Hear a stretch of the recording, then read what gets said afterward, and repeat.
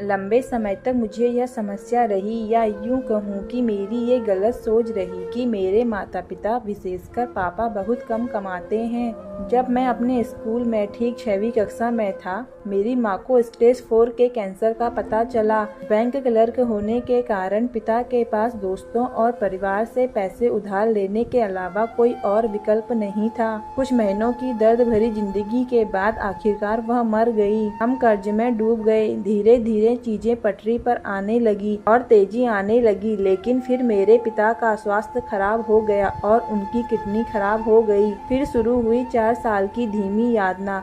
लगातार 4 साल तक सप्ताह में 2 बार डायलिसिस। इस दौरान मेरी कॉलोनी के दोस्तों, रिश्तेदारों ने नया घर बनाया, कार, बाइक, नया मोबाइल फोन खरीदा, नए गंतव्यों की यात्रा की, और हम यहाँ दिन के अंत को पूरा करने के लिए संघर्ष कर रहे थे। पिताजी अब नहीं है। मैंने सारा कर्ज चुका दिया है।